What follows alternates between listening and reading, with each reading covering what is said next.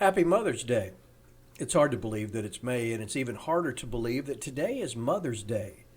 As we've said about so many things over the last couple of months, this may be one of the most unique Mother's Days that we've ever experienced. No matter today's circumstances, I hope that in some way you'll take the time to honor your mothers and your wife. I also hope that those of you who are mothers and wives will feel appreciated. Through the years, I've come to realize that Proverbs 31, 10 through 31, has a special meaning to a lot of people. It's one of the most often requested passages during the funerals of godly women, and it also has a particular appeal for Mother's Day sermons. This passage, written by King Lemuel, honors the lessons he learned from his mama. While it offers praise to a worthy wife and mother, it also outlines those things that will generate that praise. In essence, those who are to be praised are those who excel. Sure, being a wife and mother is a noble pursuit, but what makes these women truly special? In this lesson, we're going to take a look at 6 qualities that make excellent women excellent. Oh, and by the way, men, you're not off the hook today either, because if you want to be seen as excellent and worthy of honor, these principles apply to you as well. Let's begin by reading Proverbs 31, verses 10 through 31. An excellent wife who can find, for her worth is far above jewels. The heart of her husband trusts her, and he will have no lack of gain. She does him good and not evil all the days of her life. She looks for wool and flax and works with her hands in delight. She is like merchant ships. She brings her food from afar. She rises also while it is still night and gives food to her household and portions to her maidens. She considers a field and buys it. From her earnings she plants a vineyard.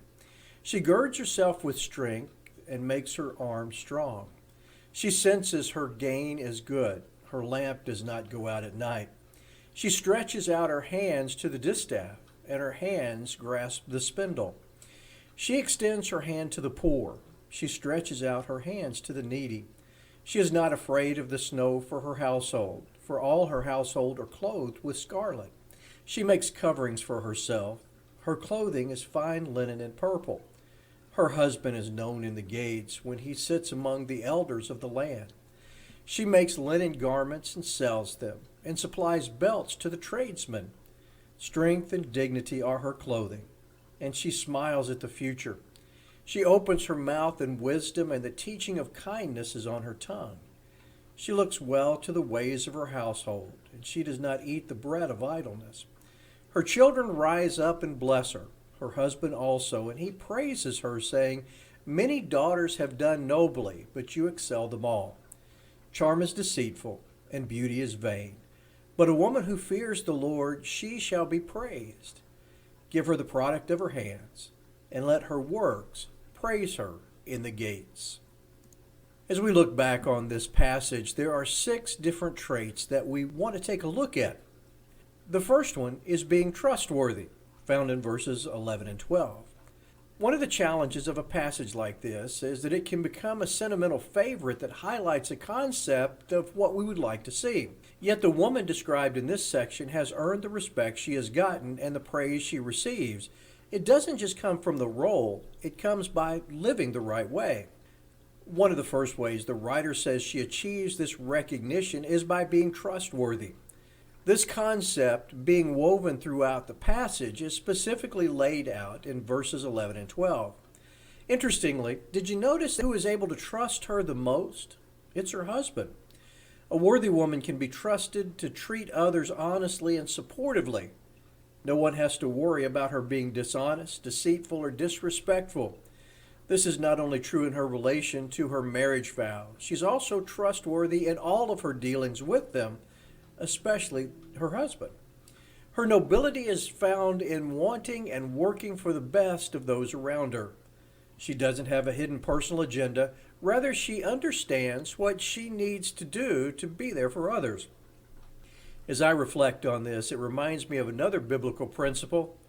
In a sense, being trustworthy is similar to the biblical concept of love. Another thing that we find from a virtuous woman is being industrious. Take a look at verses 13, 15, 24, and 27. People who are respected are those who work hard for that respect, and that's true of this type of wife and mother. She's willing to take on projects and give them the effort they require. She commits herself to pursuing things that provide for her family and her community. To put it simply, she is busy, not a busybody. I think in modern times it's easy to misrepresent this passage. No, this is not a woman who is forced to do all these menial tasks because she's married to a husband who just sits around the city gates doing nothing. This passage honors the woman who is driven to be the best that she can be.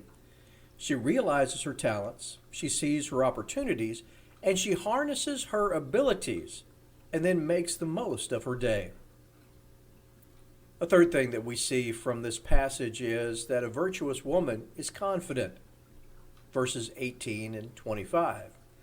A virtuous woman understands that she has value.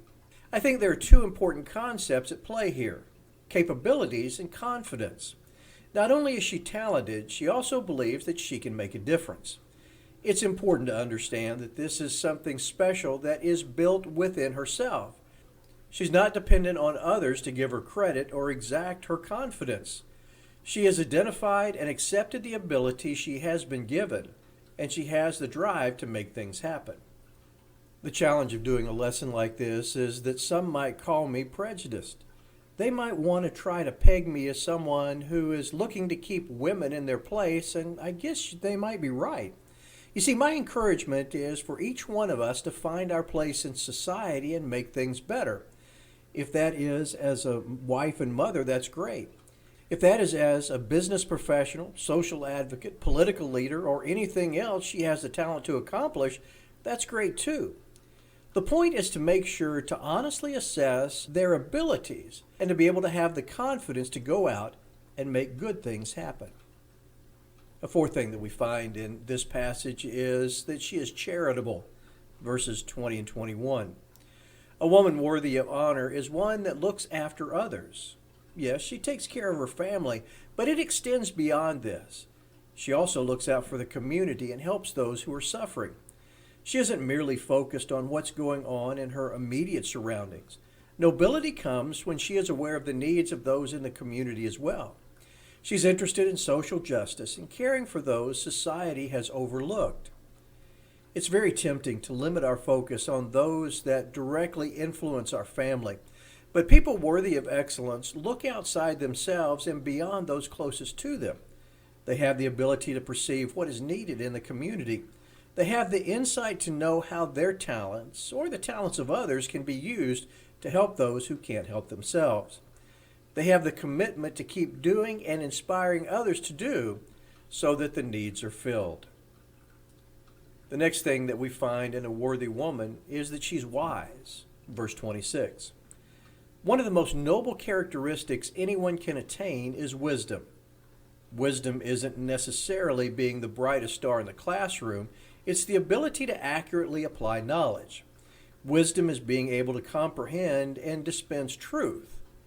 Yes, knowledge and intelligence are important, but the ability to extract its place in our world is the truest test of wisdom.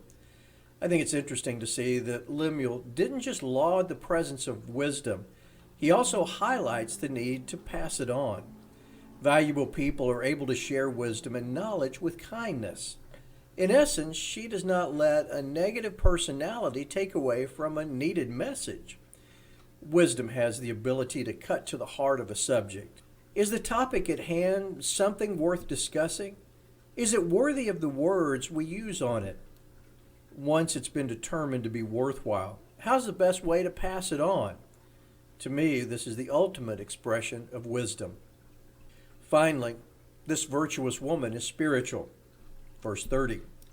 While all the other characteristics make someone worthy of praise, there's only one thing that matters in the end, and that is a good relationship with God. This is the essence of any righteous person, and it's at the heart of a truly virtuous woman. The woman who fears the Lord is worth all the honor that can be given to her. Several years ago, the Nitty Gritty Dirt Band recorded a song called The Long Hard Road. There's one line in this song that's always bothered me. but Mama kept the Bible read and Daddy kept our family fed. I think that paints a distorted picture of godly parenting. However, it does highlight one of the most precious things a wife and mother can do. When she's able to share her godly life with those around her, she is at her best as a daughter of the King. There's nothing more praiseworthy than her relationship with her God. In conclusion, moms and wives, if you were hoping to enjoy a lesson filled with flattery and praise just for being a mother and wife, I'm sorry to let you down. I do hope, though, that you were inspired. And I believe that any one of us, whether men or women, if we want to be honored, if we want to be seen as the best, we're going to be willing to put forth the effort that will produce those results. On this Mother's Day, if you're starting out as a wife and mother, and you're looking for a way to live a successful and fulfilling life, here's your blueprint for success. It doesn't matter where you start, at home, in the community, in the workplace.